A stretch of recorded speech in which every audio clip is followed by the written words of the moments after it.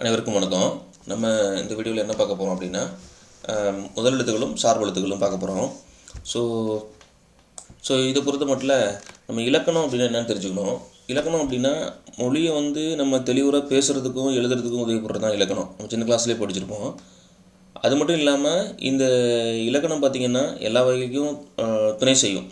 சரிங்களா? மொழியை புரிஞ்சுக்கிறதுக்கு எல்லா வகையிலையும் நம்ம துணை செய்கிறது தான் இலக்கணம். ஸோ அதில் பார்த்திங்கன்னா எழுத்து தான் ஃபஸ்ட்டு இருக்கும். எழுத்து, சொல், பொருள், யாப்பு, அணி அப்படின்னு சொல்லுவாங்க. அதில் எழுத்தில் பார்த்திங்கன்னா ஃபஸ்ட்டு முதலெழுத்து, சார்பெழுத்து. சரிங்களா? பொதுவாக இந்த எழுத்து 2 வகைப்படும்.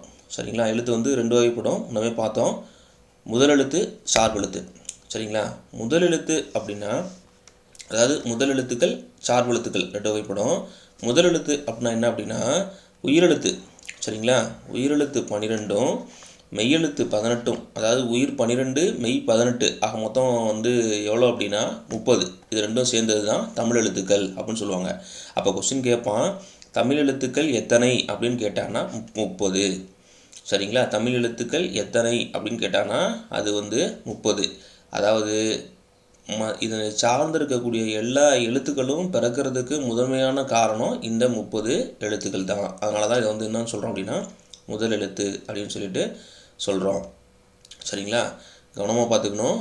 பிற எழுத்துக்கள் எல்லாமே முழுமையாக தோன்றுவதற்கும் அது இயங்குவதற்கும் காரணமாக இருக்கிறது இந்த 30 எழுத்துக்கள் தான். அதாவது இந்த உயிரெழுத்துக்கள் 12ம் மெய் எழுத்துக்கள் 18ம். அதனால தான் பார்த்திங்கன்னா இது தமிழ் எழுத்துக்கள் அப்படின்னு சொல்லிட்டு சொல்கிறோம். சரிங்களா? ஓகே, இது புரிஞ்சுருக்குன்னு நினைக்கிறேன். அடுத்து சார்பெழுத்துக்கள். சார்பெழுத்துக்கள் அப்படின்னா அந்த முதல் எழுத்துக்கள் 30 இருக்கு இல்லையா, அதாவது உயிர் 12 மெய் 18, இதனை சார்ந்து வரக்கூடிய எழுத்துக்கள் சார்பெழுத்துக்கள் அப்படின்னு சொல்லிட்டு சொல்கிறோம். இது எத்தனை வகைப்படும் அப்படின்னா 10 வகைப்படும். சரிங்களா? இது நீங்கள் ஒன்றும் பெருசாக ஞாபகம் வச்சுக்கல. 10 பேரை சார்ந்து வாழணும். சரிங்களா? 10 பேரை சார்ந்து வாழணும். சரிங்களா? அதுதான் இந்த யானை கூட்டத்தை வச்சுருக்காங்க. 10 பேரை சார்ந்து வாழணும். அதுதான் சார்பெழுத்துக்கள். எத்தனை வகை அப்படின்னா 10 வகை சார்ந்து வாழணும். இந்த பிக்சர் உங்களுக்கு ஞாபகம் வந்துடணும். சரிங்களா? இந்த பிக்சர் ஞாபகம் வந்துடணும். ஸோ இதான் சார்ந்து வாழணும்னு சொல்கிறோம் இல்லையா, அதுதான். சரிங்களா? ஸோ இது என்னென்ன இருக்குது அப்படின்னா உயிர்மை. சரிங்களா? ஆயுதம், அளபடைகள் 2, உயிர் ஒற்று. சரிங்களா? உயிர் ஒற்று அப்படின்னு அளபடை 2, உகரம். சரிங்களா? அதாவது குறுமை கூட்டல் இயல் கூட்டல் இகரம். குறுமை கூட்டல் இயல் கூட்டல் உகரம். சரிங்களா? இகரம், உகரம். சரிங்களா? 2. குறுக்கங்கள் 4. சரிங்களா? குறுக்கங்கள் 4. குறுக்கம் 4. ஐகாரம், ஔகாரம், மகரம், ஆயுதம் அப்படின்னு சொல்லிட்டு குறுக்கங்கள் 4. அப்போ மொத்தமாக 10 வகையாக இந்த சார்பெழுத்துக்களை நம்ம டிவைட் பண்ணுறோம். சரிங்களா? உயிர்மை, ஆயுதம், உயிர் அளபடை, ஒற்று அளபடை. அளபடைனா நீண்டு ஒழிக்கிறது அர்த்தம். இகரம், உகரம். குறுமை கூட்டல் இயல் கூட்டல் இகரம். குற்றிய லிகரம், குற்றியல் இகரம், குற்றியல் உகரம். அப்புறம் குறுக்கங்கள் 4 வகை. ஐகாரம், ஔகாரம், மகரம், ஆயுதம் அப்படின்னு சொல்லிட்டு குறுக்கங்கள் 4 வகைகள். சரிங்களா? ஸோ இப்போ பார்த்தீங்க அப்படின்னா நம்ம இந்த வீடியோவில் பார்த்தீங்கன்னா உயிர்மையும் ஆயுதமும் பார்த்துருவோம். சரிங்களா? உயிர்மை அப்படின்னா நான் இப்போ தான் சொன்னேன், உயிரெழுத்துக்கள் எவ்வளோ? உயிரெழுத்துக்கள் 12, மெய்யெழுத்துக்கள் 18. அப்போ மொத்தம் 30 இருக்கு இல்லையா.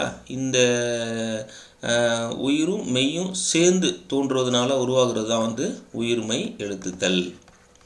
சரிங்களா? உயிரும் மெய்யும் சேர்ந்து தோன்றதுனால உருவாகுது உயிர்மை எழுத்துக்கள். சரிங்களா? அதாவது ஓகேங்களா? ஸோ அடுத்து பார்த்திங்கன்னா உயிர்மை எழுத்தோட ஒளி வடிவம் இருக்கு இல்லையா, அந்த சவுண்ட் இருக்கு இல்லையா, இந்த சவுண்டு எதை பேஸ் பண்ணியிருக்கும் அப்படின்னா மெய்யும் உயிரும் சேர்ந்து தான் இருக்கும். சரிங்களா? வரி வடிவம் முழுமையாக பார்த்தீங்க அப்படின்னா மெய்யெழுத்து தான் ஒத்திருக்கும். மெய்யெழுத்து தான் ஒத்திருக்கும். ஒலிக்கக்கூடிய கால அளவு பார்த்திங்கன்னா உயிரெழுத்தை ஒத்திருக்கும். இது பரீட்சையில் கேட்பான். ஓகேங்களா? வரி வடிவம் அதாவது எழுதக்கூடிய வரி வடிவம் மெய்யெழுத்தை சார்ந்தோம், அதாவது ஒத்தம். சவுண்டு ஒலிக்கக்கூடிய கால அளவு பார்த்திங்கன்னா உயிரெழுத்தையும் ஒத்திருக்கும். அதனால தான் இதை சொன்னாங்க அப்படின்னா இதை உயிர்மை எழுத்து அப்படின்னு சொல்கிறாங்க. இதை ஏன் உயிர்மை எழுத்துன்னு சொல்கிறாங்க அப்படின்னா இதை முன்னமே நான் சொன்ன மாதிரி முதலெழுத்துக்களை சார்ந்து தோன்றதுனால இதை சார்பெழுத்துக்குள்ளே நம்ம கொண்டு வந்துடுறோம். ஓகேங்களா? சார்பெழுத்துக்குள்ளே இதை கொண்டு வந்துடுறோம். இது ஃபஸ்ட்டு டைப் உயிர்மை. சரிங்களா? அடுத்து உயிர்மை. அப்போ உயிர்மை மொத்தம் எத்தனை இருக்கும்? உயிரும் மெய்யும் சேர்ந்து கான்யா சானா டாட்டானா தான். ஓகேங்களா? கான்யா சானா டாட்டானா இதுதான் கசடா தவிர. அதாவது வல்லினம் வல்லினம் மெல்லினம் இடையினம் இது எல்லாமே. சரிங்களா? இது பார்ப்போம். அடுத்து நெக்ஸ்ட் ஒன்று வந்து ஆயுதம். ஆயுதம் அப்படிங்கிறது இது வந்து தனியாக இருக்கக்கூடிய ஒரு 3 புள்ளிகளை உடைய தனித்த ஒரு வடிவம் பெற்றது. இது வந்து வெவ்வேறு பேர் என்ன சொல்கிறாங்கன்னா முப்பாற்புள்ளி தனிநிலை அகேனம். இது வந்து எக்ஸாமில் கொஸ்டின் கேட்பாங்க. ஆயுதத்துக்கு வேறு பேர்கள் அல்லாததை தேர்ந்தெடுக்க அப்படின்னு சொல்லி கேட்பாங்க. முப்பாற்புள்ளி தனிநிலை அகேனம் அப்படின்னு சொல்லிட்டு வேறு பேர்களும் இருக்குது. இதுக்கு வந்து ஒரு நுட்பமான ஒளி இருக்குது. சரிங்களா? இது ஒரு நுட்பமான ஒளி இருக்குது. இதை பொறுத்த வரைக்கும் தனித்து இயங்காது. இந்த ஆயுதத்தை பொறுத்த வரைக்கும் தனித்து இயங்காது. அப்போ எங்கே சார் இருக்கும் அப்படின்னா, தனக்கு முன்னாடி ரைட்டுங்களா, இப்படி சென்டரில் வந்து இக்கு இருக்குன்னா தனக்கு முன்னாடி ஒரு குறில் எழுத்தையும் தனக்கு பின்னாடி ஒரு வல்லின உயிர்மை எழுத்தையும் பெற்று இடையில் மட்டுமே வரும். சரிங்களா? இடையில் மட்டுமே வரும். அதுதான் என்ன சொல்கிறான் அப்படின்னா, அதை என்ன சொல்கிறான்னா ஆயுதம் அப்படின்னு சொல்லிட்டு சொல்கிறான். சரிங்களா? இது வந்து முழுமையாக வந்து முதலெழுத்துக்களை, அதாவது உயிரையும் மெய்யையும் சார்ந்து இயக்கிறதுனால இந்த ஆயுத எழுத்தை நம்ம சார்பெழுத்து வகையில் வச்சுருக்கோம். ஓகேங்களா? இது புரியும்னு நினைக்கிறேன். உயிர்மையும் ஆயுதமும் புரிஞ்சிருக்குன்னு நினைக்கிறேன்.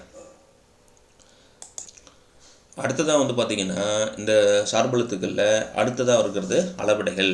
இப்போ 2 பார்த்துட்டோம். உயிர்மை பார்த்துட்டோம், ஆயுதம் பார்த்துட்டோம். சரிங்களா? உயிர்மை பார்த்துட்டோம், ஆயுதம் பார்த்துட்டோம். அடுத்து வந்து அளபெடைகள் பார்க்கணும். சரிங்களா? அளபெடைகள் சொல்லியிருந்தேன் இல்லையா? அளபெடை இப்போ பார்ப்போம். அதாவது உயிர் ஒற்று அப்படின்னு சொல்லி சொன்னேன். அளபெடைகள் 2ஆக சொன்னேன். அளபெடைனா நீண்டு ஒழித்தல் அப்படின்னு அர்த்தம். அளபெடைனா நீண்டு ஒழித்தல் அப்படின்னு சொல்லிட்டு சொன்னேன். நீண்டு ஒழித்தல்னா தனக்கு இருக்கக்கூடிய அந்த ஒரிஜினலான அந்த ஓசையிலிருந்து நீண்டோ அல்லது வந்து நீண்டு அந்த இனிய ஓசைக்காக, சரிங்களா, இனிய ஓசைகளுக்காக நீண்டு ஒழிக்கிறது தான் என்ன சொல்கிறோம் அப்படின்னா அளபெடை அப்படின்னு சொல்லிட்டு சொல்கிறோம். இந்த அளபெடை வந்து 2 வகைப்படும். ஒன்று வந்து உயிர், இன்னொன்று வந்து ஒற்று. ஒற்று. சரிங்களா? ஒற்று. இதை எப்படி நம்ம இலக்கண ரீதியாக சொல்லுவாங்கன்னா, அந்த செய்யுளில், அதாவது ஒரு சொல்லில் வந்து ஓசை குறையும் போது அந்த ஓசையை நிறைவு செய்கிறதுக்காக சரிங்களா அளவெடுக்கிறது தான் வந்து இந்த அளபெடையில் சொல்கிறோம். சரிங்களா? பேச்சு வழக்கில் சொல்கிறோம். இது 2 சொல்லிட்டோம். உயிர் ஒற்றுன்னு சொல்லிட்டோம். உயிர் அப்படிங்கிறது இந்த செய்யுளில் இருக்கக்கூடிய மொழிக்கு முதலிலையும் இடையிலையும் இறுதியிலையும், சரிங்களா, மொழி முதல் மொழி இடை மொழி இறுதி இதில் நிற்கிற உயிரெழுத்துக்கள். சரிங்களா? உயிர் அளபெடை அப்படின்னா இந்த இடத்துல இருக்குது, வார்த்தையிலே சொல்லிடலாம் உயிர் அளபெடை. அப்போ உயிரெழுத்துக்கள் நீண்டு ஒழித்தல் வந்து என்னன்னு சொல்கிறோம் அப்படின்னா உயிரளபெடை. இதை வந்து கிராமட்டிக்கலாக எப்படி சொல்கிறாங்க அப்படின்னா, இந்த உயிரளபெடை வந்து மொழியோட முதல்ல ஃபஸ்ட், அதாவது ஒரு வார்த்தையில் சொல்லோட முதல்ல வரலாம், இடையில் வரலாம், இறுதியில் வரலாம். மொழிக்கு முதல் இறுதி, மொழிக்கு முதல் இடை இறுதி 3 இடத்துலையும் வரலாம். தன்னுடைய அளவிலிருந்து, சரிங்களா, அந்த உயிர் நெட்டெழுத்து தன்னுடைய அளவிலிருந்து நீண்டு ஒழிக்கும்போது, சரிங்களா, அதுக்கு பக்கத்தில் இருக்க குற்றெழுத்துடன் இணைந்தே தான் இது வரும். இதை தான் உயிரளபெடை அப்படின்னு சொல்கிறான். உயிர் வந்து 3 வகைப்படும். இலக்கணத்தில் உயிர் வந்து 3 வகைப்படும். அப்படின்னா செய்யுள், சரிங்களா, செய்யுள் இசை, இன் இசை, சொல் இசை. அதை நீங்கள் எப்படி படிக்கணும் அப்படின்னா செய்யுள் இசை சொல் அப்படி படிக்கணும். செய்யுள் இசை சொல். அப்போ வந்து செய்யுள் இசை அளபெடை, இன்னிசை அளபெடை, சொல் இசை அளபெடை அப்படின்னு சொல்லிட்டு நம்ம சொல்கிறோம். இப்போ ரைட்டு, அடுத்து வாங்க. அது என்ன செய்யுள் இசை அளபெடைன்னு நீண்டு ஒழித்தல்னு சொல்லிட்டீங்க. அது என்ன செய்யுள் இசை அளபெடை அப்படின்னா, செய்யுளில் ஓசை குறையும் போது அதனை நிறைவு செய்கிறதுக்காக அங்கே இருக்கிற உயிர் நெட்டெழுத்துக்கள் வந்து, சரிங்களா, நீண்டு ஒழித்தல் என்னன்னு சொல்கிறோன்னா செய்யுள் இசை அளபெடைன்னு சொல்கிறோம்.